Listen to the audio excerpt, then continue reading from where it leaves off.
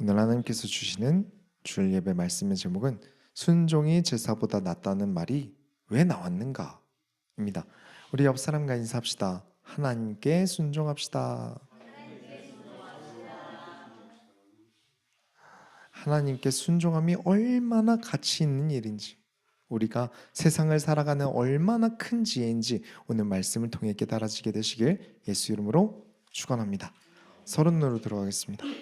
하나님께서는 잊지 않으신다. 우리는 지난주에 사람들이 하나님 필요 없으니까 왕 세워달라 라면서 시위에서 세워진 왕이 하나님을 어떻게 버리는지 보았어요. 순차적으로 이 사울 왕의 행보를 보면 이제 계속 더 지나가면서 볼 건데, 처음에는 하나님이 왕이신 것 같이 좀 보였는데 점점 갈수록 하나님의 존재가 뒤로 밀려가요. 사울의 우선순위에서 계속 뒤로 밀려나가요. 사울의 눈에 하나님을 따르는 행위는 비합리적으로 보여요. 하나님의 명령은 비효율적으로 보인단 말이에요.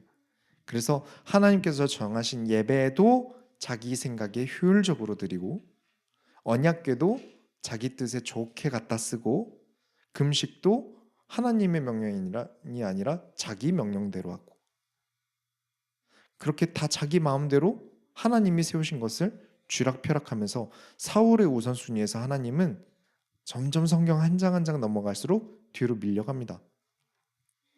그렇게 하나님을 버리면, 그죠? 하나님은 효율적으로 보이지 않아요. 하나님의 말씀은 비효율적이고 비합리적이에요. 그러면 이런 거 버리고 효율적이고 합리적인 거 찾아서 했으면 사울이 잘 돼야죠. 성공해야죠. 정신적으로 건강해야죠. 근데 문제가 생겨요. 사울은 시간이 갈수록 미쳐갑니다. 점점 한 장 한 장 넘길수록 이 사람이 왜 이러냐 싶을 정도로 정신적인 엄청나게 문제들이 생깁니다. 우리 교회는 철저하게 인간은 2순위죠. 우리의 1순위는 하나님이십니다. 이렇게 주장하는 게, 온라인으로 스쳐 지나가는 이 말을 듣는 누군가는 이게 마음에 들지 않을 수 있어요.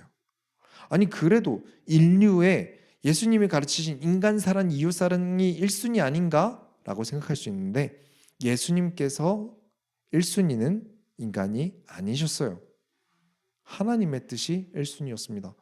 우리가 성경을 읽어도 이 사람 입장에서 읽으니까 주로 사건 위주로 읽게 돼요. 그렇죠? 사건 위주로 읽게 돼서 그렇지, 항상 예수님의 가르침에는 항상 하나님의 뜻이 1순위였습니다. 사진 보여드리면,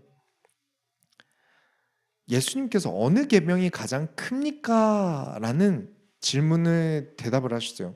어떤 사람이 찾아와서 예수님, 어떤 계명이 가장 큽니까? 에 대해서 예수님께서 대답하신 적이 있는데, 첫 번째 우선순위가 되는 계명은 주 너희 하나님을 사랑하라였어요. 이것이 가장 우선되는 계명이니라. 그리고 두 번째는 너의 이웃을 너의 몸과 같이 사랑하라. 그러니까 사람이 두 번째예요. 하나님이 항상 첫 번째입니다. 나에게 하나님이 1순위셔야 합니다. 특히나 교회가 사람이 첫 번째가 되는 순간 서로 다투거나 불의한 일이 생겨요. 여기 이 교회에서는 그 누구도 하나님보다 높아선 안 됩니다. 우리 소원교회 왕은 하나님이십니다. 정신질환을 겪는 모든 분들이 이 사울과 같이 하나님의 우선순위가 아니다라는 말은 아니에요. 절대 아닙니다. 그럴 수 있어요. 어려울 수 있어요. 병이잖아요. 근데 질병의 이유는 사람마다 천차만별이에요. 그 중에 사울이란 사람이 왜 그렇게 되었는지를 이야기하고 있는 거죠. 그러나 나음의 방법은 항상 일관됩니다. 병의 이유는 수도 없이 많을 수 있지만 나음의 방법은 항상 일관됩니다. 내가 낫고자 한다면 하나님이 나의 우선순위가 되도록 하셔야 돼요. 계속 내 앞에 있는 왕들을 뒤로 보내야 돼요. 하나님만이 내 앞에 우선으로 계시도록 해야 됩니다. 그래야 내가 낫습니다. 우리는 이것을 뭐라고 하기로 했냐면 싸움이라고 하기로 했어요. 하나님을 우선으로 모시는 싸움을 우리는 해나가고 있어요. 왜냐? 유혹이 많아요. 유혹이 많아요. 내 안에 마치 사극 마냥 수많은 것들이 싸웁니다. 수많은 유혹들이 치열하게 싸워요. 성공하고 싶은 마음, 돈이 많았으면, 인기가 많았으면, 뭐 많이 먹었으면, 뭐 큰 집에 살았으면, 스포츠카를 탔으면, 우리 삶의 수많은 궁극적인 목표는 이 싸움에서 승리하고 면류관을 많이 모은 이후에 예수님 앞에 서는 게 목표예요. 싸움이 없다면 면류관도 없습니다. 우리 삶에 유혹도 없고 아무 문제 없고 평안하고 태평하다라고 한다면 아무 경기도 치르고 있지 않은 거예요. 근데 이 싸움을 하는 게 부담스러울 수 있어요. 저 싸움 싫은데요. 저 그렇게 힘든 거 안 하고 평안하고 싶어요. 근데 그걸 아셔야 돼요. 이 싸움을 하는 게 차라리 내 마음에 나아요. 싸움을 하는 사람이 오히려 수많은 마음의 어려움을 이겨냅니다. 그 이유는 이따가 죄를 미워하는 것에 대해서 설명을 드릴게요. 우리가 신약이 예수님이 낫게 해주셨다는 내용에 집중하지 마시고 예수님께 고침받으러 나온 사람의 태도를 보셔야 돼요. 예수님이 낫게 해주셨다 보다 일단 우선적으로 찾아온 사람들이 어떤 사람인가를 보셔야 돼요. 어떤 사람은 죽을 각오를 하고 외칩니다. 다윗의 자손 예수여 나를 불쌍히 여기소서. 중풍병자였던 사람은 예수님 만나보겠다고 만날 방법이 없으니까 예수님이 계신 집 지붕을 뚫고 들어옵니다. 지붕 아예 뜯어버리고 들어와요. 어떤 사람은 저는 개입니다. 개도 주인이 떨군 부스러기를 먹습니다 라면서 예수님을 찾아와요. 이들은 자존심도 뒤로 밀었어요. 주변 사람들의 시선도 뒤로 밀었어요. 지금 내 입장도 뒤로 밀었어요. 예수님을 만나는 게 우선순위였어요. 하나님을 만나는 게 우선순위였어요. 그렇습니다. 이 세상에 하나님보다 나에게 큰 존재가 없어야 합니다. 내 마음과 내 욕심이 하나님보다 다르기에 너무 큰 거예요. 그래서 하나하나 뒤로 보내어 하나님만이 나의 왕이 되시면 우리가 나음을 입습니다. 사울처럼 하나님을 계속 무시하고 점점 무시하고 우선순위에서 하나님을 뒤로 밀면 밀수록 우리의 영혼은 정신은 절대 버티지 못할 겁니다. 우리는 애초에 그렇게 창조돼서 그래요. 창세기부터 말씀드렸죠. 우리는 그렇게 만들어진 거예요. 우리의 믿음이 쌓아 올려지는 가장 기본은 내가 창조물이라는 것을 인정하는 겁니다. 그림 보여드리면 제 핸드폰에는 전기를 먹여야지 물을 먹이면 안 되죠. 그렇게 만들었으니까요. 나무에는 물을 먹여야지 불을 먹이면 안 되겠죠. 우리가 만들어진 방식은 뭐 근육을 써야 하고 스트레스를 받으면 뛰어야 되고 뭔가를 먹어야 되고 그런 방식들이 존재해요. 왜 그렇게 만들어졌냐, 왜 그렇게 해야 되냐고 물으면 과학적으로 대답이야 할 수 있겠죠. 뭐 근육이 뭐 줄어듭니다. 허리가 망가집니다. 근데 사실 결론은 우린 그렇게 생겨 먹었다는 거예요. 그죠? 우린 그냥 그렇게 생겨 먹은 거예요. 그렇게 만들어졌어요. 우리는 하나님이 우리의 우선순위가 아니면 안 되도록 창조하셨어요. 이건 어떻게 할 수 없는 거예요. 왜 해야 되냐에 대해서 막 설명할 수 있지만 사실 가장 결과적인 건 우린 그렇게 만들어져서 그래요. 하나님과 함께 하지 않으면 패배한다. 영적으로 망가진다. 지옥에 간다. 이런 건 사실 결과적인 거고 우리는 하나님과 함께 해야만 하는 게 기본값인 거예요. 우린 그렇게 만들어진 거예요. 그래서 오늘도 하나님과 나는 함께 한다. 하나님이 우리 왕이셔야 한다는 이 사실이 뼛속까지 깨달아지는 모든 성교회 성도님들이 되시길 예수 이름으로 축원합니다.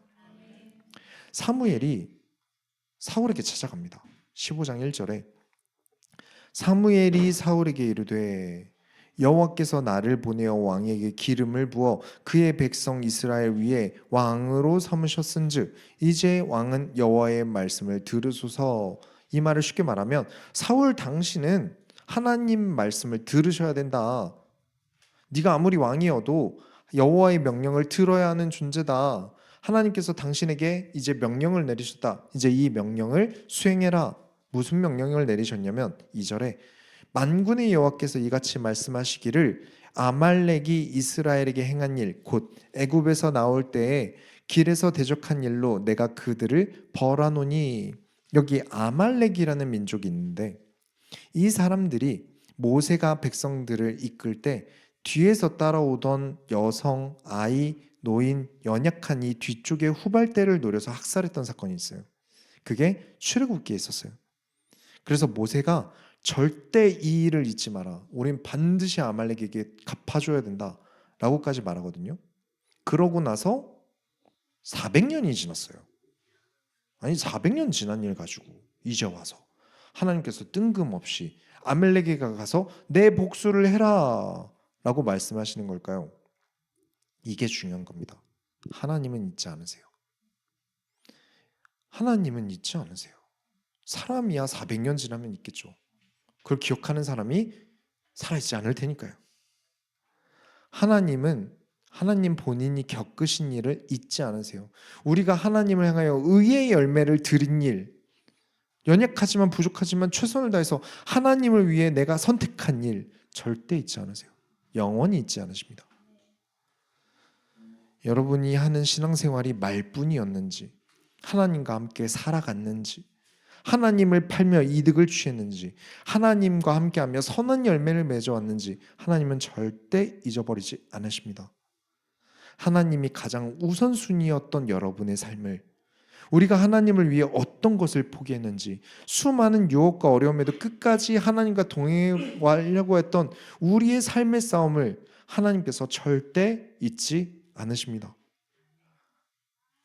하나님의 이름을 팔며 하나님의 영광을 빼앗고 악한 행위를 한 자들을 하나님께서 절대 잊지 않으십니다. 그러니 저와 여러분은 하나님께 어떻게 기억되어야겠습니까? 우리는 반드시 여호와 곁에 서 있어야 됩니다. 반드시 하나님이 왕인 삶을 살다가 진짜로 하나님께서 왕으로 계신 그 나라에 영원히 서는, 하나님께서 영원히 기억하게 되시는 성교회 모든 성도님들이 되시길 예수 이름으로 축원합니다. 본론으로 들어가겠습니다. 순종하는 행위가 없다면 병들어갑니다. 사무엘의 말을 듣고 사울이 군사를 징집해서 아말렉을 치러 가요. 예전에 겨우 600명이었잖아요. 그죠? 600명 남아서 싸웠어요, 블레셋이랑. 근데 이번에는 대단하게도 21만 명이나 모았어요. 이번 하나님의 명령은 아말렉의 그 무엇도 살아있게 두지 말라는 미션이었어요. 잔인해요. 그러니까 아말렉 사람, 아말렉의 짐승, 뭐 소, 양, 좀 잔인하지만 아이들까지도 무엇 하나 생명이 남아있지 않게 하라는 엄청 잔인한 미션이었어요. 하나님께서는 400년 전의 일을 잊지 않으셨다는 거죠. 이 사건은 인간 입장에서 잔인합니다. 그죠? 안타까워요. 어떻게 그러실 수 있어요? 사랑의 하나님이. 근데 하나님 입장에서 생각해 볼게요. 하나님 입장에서는 400년 전 일 가지고 쪼잔하게가 아니라 400년 동안 기회를 주신 거예요. 아말렉에게 너희가 한 잘못에 대해서 회개할 기회를 400년이나 주신 거예요. 근데 400년 전에보다 죄악이 점점 커져갔어요. 아말렉의 죄악이 점점 커져갔어요. 사사기에서도 보았지만 이스라엘을 틈틈이 괴롭혔고요. 그러니까 400년 전 일로 복수하신다기보다 400년 전 일부터 지켜보셨는데 계속 죄악이 더해져 갔다. 더 이상 두고 볼 수 없을 정도로 그 땅에 죄악이 만연했다. 그 죄악이 커지는지를 보셔야 돼요. 그리고 결국 그 죄악이 멸망시키지 않을 수 없을 만큼 커져서 하나님께서 이번에 멸망을 시키기로 하십니다.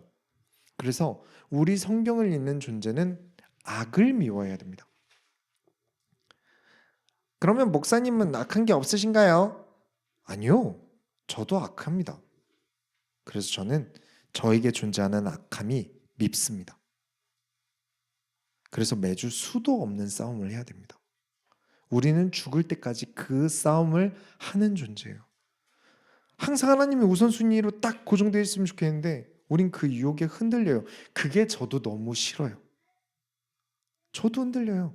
저도 싸우기 너무 힘들어요. 그래서 싸워야 돼요. 매주 수도 없는 싸움을 해야 됩니다. 그러나 이 싸움이 없다면 상급도 없습니다. 이런 마음이 너무 싫어요. 저는 선하게 살고 싶은데 안 되는 거 너무 힘들어요. 어떻게 신앙생활을 해야 이런 이 양심적인 어려움과 부담이 없어지죠? 없어지지 않습니다. 근데 이게 어떤 차이가 있냐면 악을 미워하고 선하려는 몸부림을 치는 이 싸움이 덜 괴로워요. 내 마음을 방치해 두는 게 더 괴로워요. 훨씬 괴롭습니다. 여러분 집에 먼지가 쌓이잖아요. 그래서 청소하시죠. 쓸고 닦아요. 근데 먼지가 안 생기나요? 계속 생기죠. 안 생길 수 없어요. 그냥 두면 눈 오는 것처럼 먼지가 쌓여서 시꺼멓게 될 거예요. 손으로 바닥 한번 훔치면 손이 새까매질 거예요. 먼지는 싸웁니다. 그래서 자주 치워요. 왜 그러시죠? 어차피 또 쌓일 거잖아요. 왜 치우시죠? 그게 덜 괴로워서요. 우리의 마음에 죄와 악은 존재합니다. 삶의 유혹은 가득해요. 저도 악이 싫어요. 죄가 밉습니다. 근데 생겨요. 그래서 싸웁니다.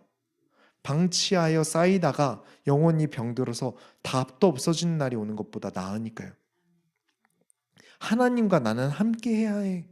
나는 하나님이 기뻐하실 선택을 해야 돼. 라면서 많은 유혹과 싸웁니다. 우리는 이 땅이 끝날 때까지 싸우는 존재예요. 그리고 그 싸움에 면류관을 기대합니다. 그래서 우리의 마음을 치우듯이 항상 쌓이지만 또 치우고 또 치우고 그게 나으니까요. 근데 사울이 이 싸움에서 큰 사고를 칩니다. 모든 것을 멸해라 라고 하나님께서 명령하셨어요. 그러나 사울이 이 유혹에서 패배합니다. 15장 9절에 사울과 백성이 아각과 그의 양과 소의 가장 좋은 것 또는 기름진 것과 어린 양과 모든 좋은 것을 남기고 진멸하기를 즐겨하지 아니하고 가치 없고 하찮은 것은 진멸하니라. 이 양이 아직도 어리네. 털 부드러운 거 봐. 야, 이 소는 기름지고 실하네. 이건 살려두자. 이러면서 좋은 것, 양질의 물건은 남기고 하찮아 보이는 것만 진멸해요. 근데 하나님께서 뭐라고 하셨죠? 전부 다 진멸하라고 하셨어요. 남기지 말라고요. 여기서 진멸한다는 표현을 쓰고 있지만 사실은 하나님께서 달라고 하신 거예요. 가서 내 거로 가져와 라고 하신 거예요. 생명의 주관자가 직접 걷어가지 않으시고 너희 손으로 걷어서 나에게 가져와 라고 하신 거예요. 아말렉의 모든 생명을 나에게 내놔라 라고 하시는 것과 같은 거예요. 그런데 사울이 쓸모없고 하찮은 것만 하나님께 드리고 좋은 것들은 내가 챙기고 이걸 보시고 하나님께서 기분이 좋으시겠습니까? 나쁘시겠습니까? 하나님께는 가장 하찮은 것을 드리고 자기는 제일 좋은 것을 챙겨요. 그래서 하나님께서 정말 속상해하세요. 뭐 분노하셨다, 화내셨던 정도가 아니라 슬픈 느낌으로, 엄청 슬픈 느낌으로 속상해요. 그래서 사무엘이 사울을 찾아갑니다. 근데 사울이 어디 갔는지 안 보여요. 어디 갔지? 근데 또 이상한 못 보던 게 있어요. 15장 12절에 사무엘이 사울을 만나려고 아침에 일찍이 일어났더니 어떤 사람이 사무엘에게 말하여 이르되 사울이 갈멜에 이르러 자기를 위하여 기념비를 세우고 발길을 돌려 길갈로 내려갔다 하는지라. 여기 기념비를 세웠다 그래요. 그래요, 뭐 세울 수 있죠. 근데 누구를 위해서? 자기를 위해서 세웁니다. 이 전쟁은 하나님이 400년 전부터 지켜봐온 하나님의 자존심이 걸린 싸움이었어요.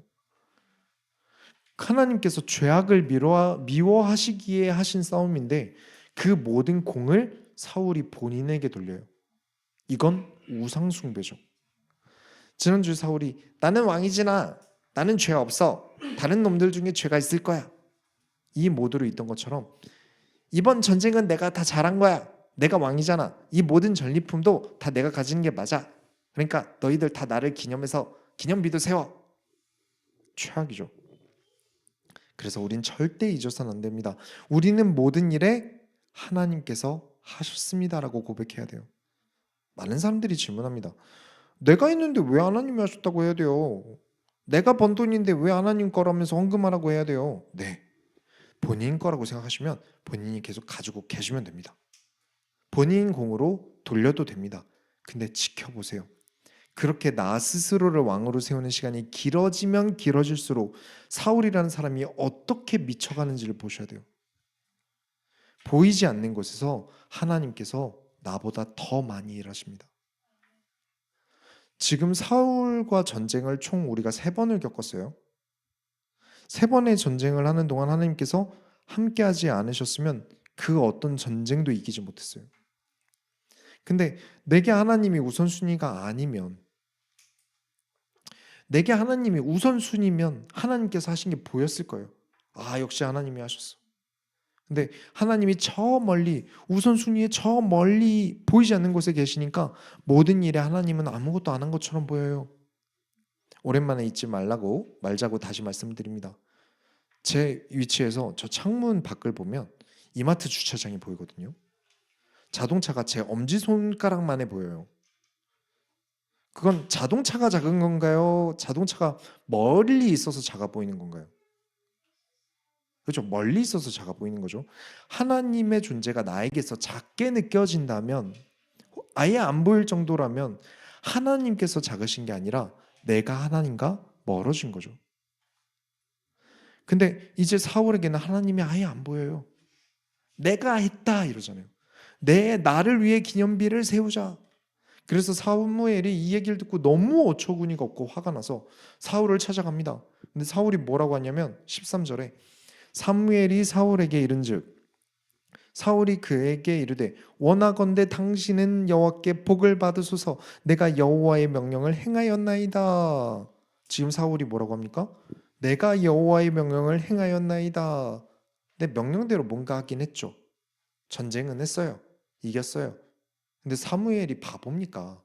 바로 비꼬입니다. 14절에 사무엘이 이르되 그러면 내 귀에 들려오는 이 양의 소리와 내게 들리는 소의 소리는 어찌 됨이니까?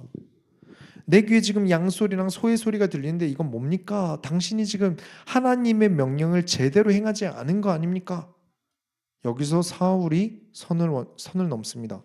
15절에 사울이 이르되 이것은 무리가 아말렉 사람에게서 끌어온 것인데 백성이 당신의 하나님 여호와께 제사하려 하여 양들과 소들 중에서 가장 좋은 것을 남기며 그 외의 것은 우리가 진멸하는 나이다 하는지라.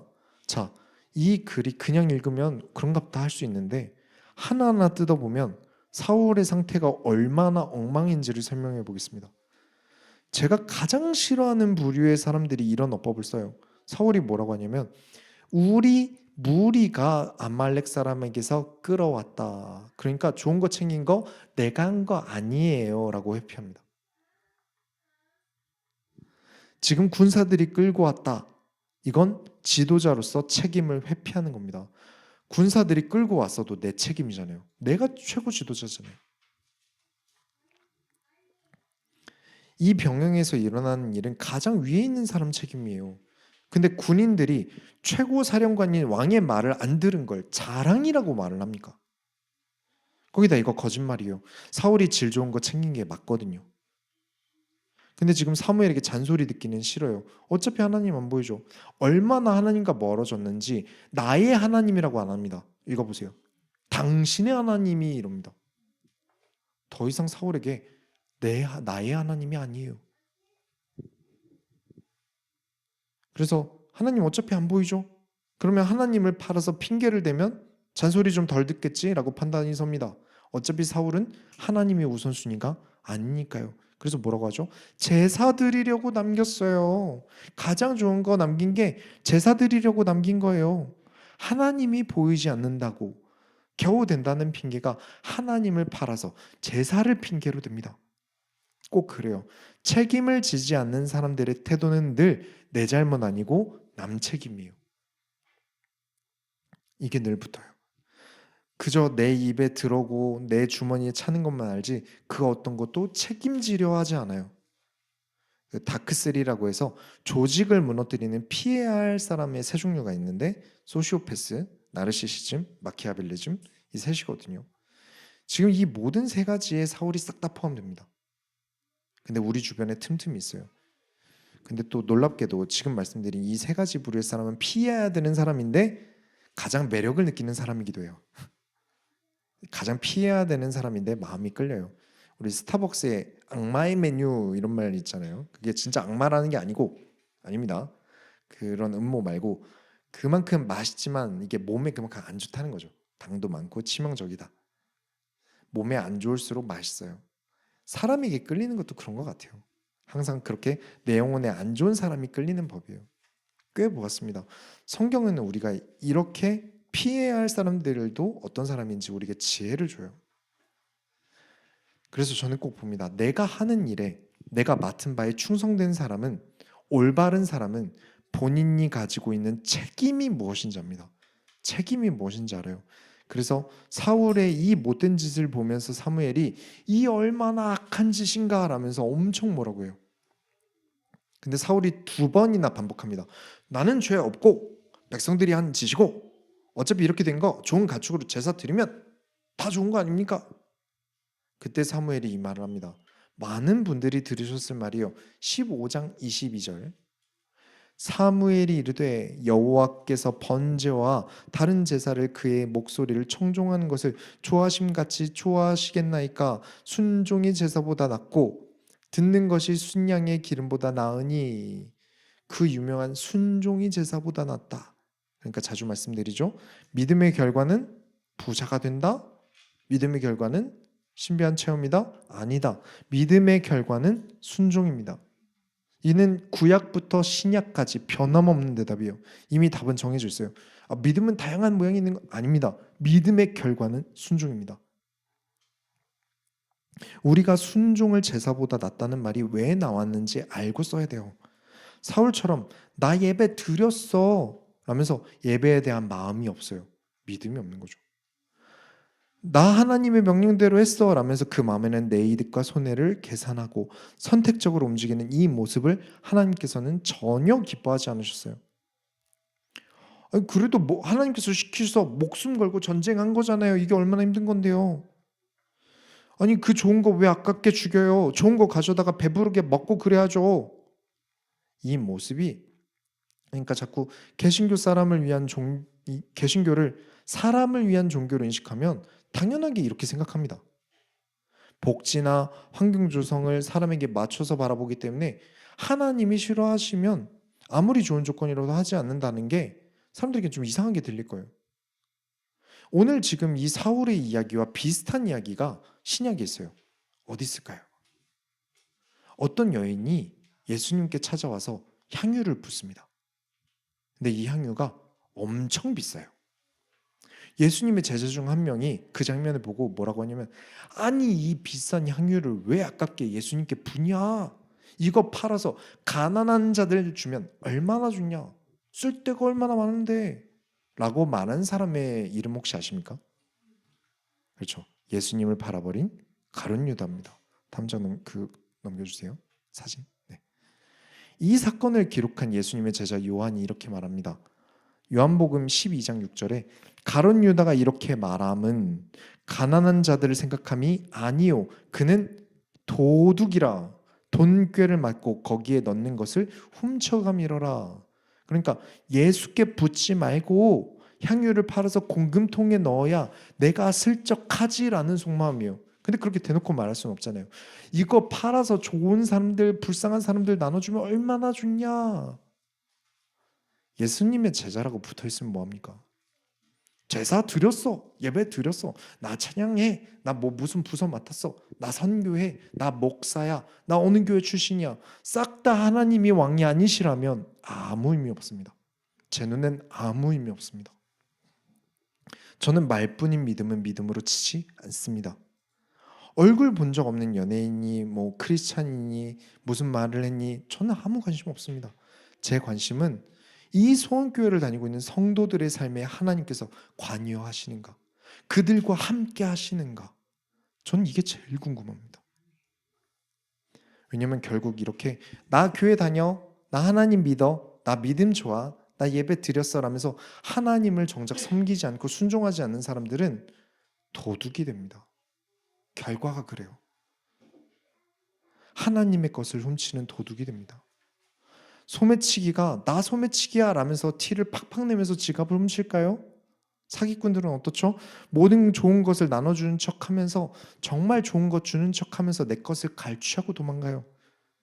원래 고린도전서 말씀처럼 사탄도 광명의 천사같이 숨기고 다니는 거예요. 주여 주여 하는 사람 중에 엄청 대단한 믿음이 있는 척하는 사람 중에는 마음 단단히 먹고 도둑질하려는 도둑이 있다는 거죠. 교회사에 안 그랬던 적이 없어요. 구약의 제사장들의 범죄나 신약의 가룟 유다나 가짜 교사나 로만 카톨릭의 면죄부를 팔던 때나 지금의 번영주의 성공신앙까지 단 한 번도 신실한 척하면서 하나님의 것을 훔치는 사람들이 없던 적이 없습니다. 하나님 나라를 훔치는, 예수님의 이름을 팔아서 이득을 취하는 도둑이 됩니다. 사울은 지금 제사라는 이름을 팔아서 도둑질을 합니다. 그래서 사무엘이 저와 여러분에게 절실하게 말합니다. 순종이 제사보다 낫다고요. 하나님의 말씀을 들음이 순양의 달달한 기름보다 낫다고요. 그렇지 않으면 하나님 나라를 훔치는 도둑이 됩니다. 15장 23절에 이는 거역하는 것은 점치는 죄와 같고 완고한 것은 사신 우상에게 절하는 죄와 같음이라. 왕이 여호와의 말씀을 버렸으므로 여호와께서도 왕을 버려 왕이 되지 못하게 하셨나이다. 하나님의 말씀을 들으세요. 저는 헌금에 대해서도 자발적이지 않은 헌금은 하나님 어차피 안 받으시니까 내지 말라고 늘 말씀드립니다. 다른 기도 제목은 다 제외하셔더라도 설교 전에만큼이라도 하나님의 말씀을 청종하게 하기 위해서 우리가 합심으로 기도합니다. 왜 하나님께서 이 타이밍에 아말렉을 치신 걸까요? 하나님께서 아말렉을 사울에게 치신 것 같지만 사실 사울에게 대한 경고예요. 너의 죄악을 내가 계속 눈 감아줄 거라고 생각하느냐? 내가 언제까지 너에게 기회를 줄 것 같으냐? 라고 경고하시는 거예요. 미워하신다기보다 사울이 부디 말을 듣길 바라신 거죠. 그래서 하나님께서 15장 11절에 내가 사울을 왕으로 세운 것을 후회하노니 그가 돌이켜서 나를 따르지 아니하며 내 명령을 행하지 아니하였음이라 하신지라. 사무엘이 근심하여 온 밤을 여호와께 부르짖으니라. 전지전능하시고 모든 것을 아신다는 하나님이 왜 후회를 하시죠? 알고 하신 거 아닌가요? 뭔가 모순 같잖아요. 근데 저와 여러분의 후회랑 하나님의 후회는 좀 달라요. 결이 다릅니다. 우리는 왜 그랬을까? 시간만 주어진다면 되돌이키고 싶은 후회잖아요. 예를 들면 하이닉스 주식 살걸 이런 거 후회하겠죠. 하나님이 하시는 후회는 알고 있지만, 이렇게 될 거 알고 있지만 공의의 하나님으로서 해야만 하기 때문에 하신 것, 그게 후회스러운 거예요. 가슴 아플 걸 알지만 하시는 것. 하고 나서도 싫은 일이 있죠. 하나님께서 사울을 세워서 어떻게든 백성들에게 본을 보이셔야 돼요. 하지만 그게 하기 싫으셨던 거예요. 그 이야기를 듣는 사무엘마저도 온 밤을 부르짖을 정도로 슬프셨던 거예요. 사무엘이 하나님께서 이제 사울은 버리기로 작정하셨다 이 말을 듣고 사울이 들었어요. 하나님께서 사울 당신 하나님께서 버리실 겁니다. 이 얘기를 사울이 듣자마자 이런 이야기를 해요. 여기서 정말 정 떨어지고 화가 나는 짓을 합니다. 15장 30절에 사울이 이르되 내가 범죄하였을지라도 이제 청하옵나니 내 백성의 장로들 앞과 이스라엘 앞에서 나를 높이사 나와 함께 돌아가서 내가 당신의 하나님 여호와께 경배하게 하소서 하더라. 대충 읽으면 사울이 반성했나 보다. 하나님께 죄송합니다. 제가 제사를 드리고 경배하게 해주세요로 보이시죠? 잘 읽으셔야 됩니다. 그림 보여주시면 이제 청하옵나니 내 백성의 장로들 앞과 이스라엘 앞에서 무엇을 높이사? 나를 높이사. 여기서 이렇게 저 망신 주고 가면 사람들이 나를 어떻게 봅니까? 하나님이 떠난 왕이라면서 제 체면과 자존심이 뭐가 됩니까? 라는 뜻이에요. 그래서 자기 체면 세우자고 하는 게 뭐죠? 당신의 여호와께 경배하게 하소서. 마치 다른 나라 신선 말하듯이 우리의 이스라엘 신도 아닌 것처럼 당신의 여호와 하나님께 경배하게 하소서. 저 계속 크리스찬인 척 할래요. 이거 안 하면 제 입지가 떨어지거든요. 제 일이 크리스찬인 척 하는 일인데 제가 믿지 않는 사람 같아 보이면 안 되거든요. 이 뜻이에요. 너무 기가 찬 일이에요. 그래서 사무엘이 그래 제사 드리러 갑시다. 그럼 사울 데리고 가요. 그래서 제사를 드린 다음에 갑자기 사무엘이 포로로 잡은 아말렉 왕 데리고 오세요 라고 합니다. 그래서 아말렉 왕이 나 풀어주려고 하나 보다, 뭔가 일이 좀 풀리나 보다, 왕도 아니고 제사장이 부르는 거 보니까 나는 안 죽이겠지? 그러면서 도착했는데 갑자기 사무엘이, 이 나이 많은 노인이 사울 보는 앞에서 아말렉 왕을 죽입니다. 왜 그렇게 했냐면 하나님께서 달라고 하신 가장 대표적인 아말렉 왕을 죽이면서 이 전쟁을 사람을 위한 전쟁이 아닌 하나님을 위한 전쟁으로 끝내겠다는 거예요. 안 그러면 하나님의 마음이 좀 더 아프실 테니까 조금이라도 덜어드리려고. 결론을 내리겠습니다. 누구의 손에 들려 계십니까? 이게 정말 중요해요. 15장 35절에 사무엘이 죽는 날까지 사울을 다시 가서 보지 아니하였으니 이는 그가 사울을 위하여 슬퍼함이었고 여호와께서는 사울을 이스라엘 왕으로 삼으신 것을 후회하셨더라. 사무엘도 슬퍼요. 하나님도 슬퍼요. 어떻게든 그래도 사울 데리고 계속 하나님 나라를 이루어가 보려고 했는데 도무지 안 돼요. 그리고 여호와께서도 계속 슬퍼하세요. 모두가 슬퍼요. 사울만 신났죠. 좋은 거 얻었잖아요. 제사 하나 드리고 이거 다 내가 갖기로 했잖아요. 얼마나 좋아요.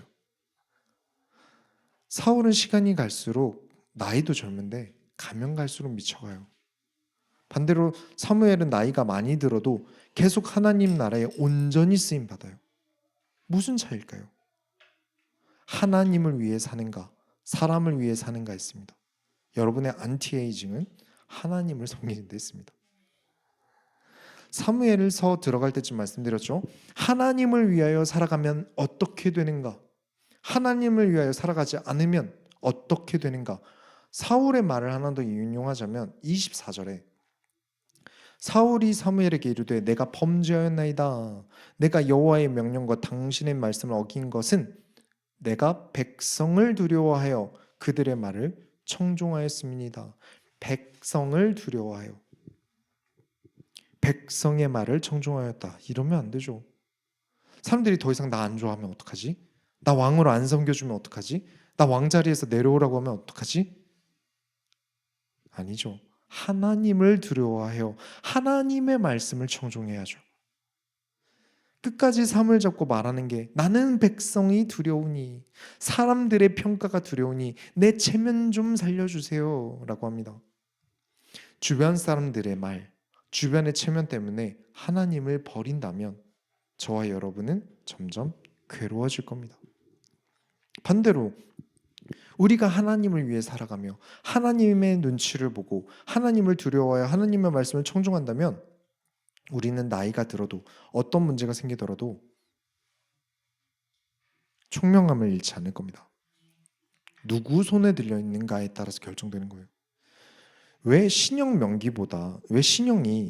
명기보다 저렴할까요? 왜 명장의 손에 들려 있는 칼은 무뎌지지 않을까요? 누가 쓰느냐입니다. 그렇죠? 같은 기타를 잡더라도 누가 치느냐에 따라 소리는 달라져요. 같은 칼이라도 요리사가 잡고 쓰느냐, 자취 이제 처음 하는 대학생이 쓰느냐에 따라서 결과는 달라져요. 진짜 엉망으로 운전하는 사람의 차는 몇 년 안에 퍼집니다. 그러나 정비사가 운영하는 차는 몇십 년을 타죠. 폐차를 안 해요. 하나님의 손에 들려있는 사람은 고장나지 않습니다. 하나님께 쓰임받겠다면서 하나님을 왕으로 모시는 자에게 하나님은 명령하십니다. 명령하신다는 게 뭐죠? 사용하시겠다는 거잖아요. 그 말씀을 듣고 행하는데 어떻게 고장이 나겠습니까? 하나님의 뜻과 정반대로 하나님의 지혜보다 사람의 지혜를 더 좋아하고 하나님의 나타내심보다 사람의 보여짐을 더 중요하게 생각하면 무조건 고장납니다. 우리는 하나님이 쓰는 교회입니다. 저는 우리 교회의 왕은 하나님이시고 이 누구도 이 교회를 함부로 쥐락펴락하지 못하도록 저는 교회를 지킬 것입니다. 그래서 우리 소원교회 모든 성도님들이 같은 마음으로 교회를 지킵시다. 하나님의 손에 들려진 교회가 우리 소원교회가 되어야 합니다. 하나님이 쓰시는 교회가 우리 소원교회입니다.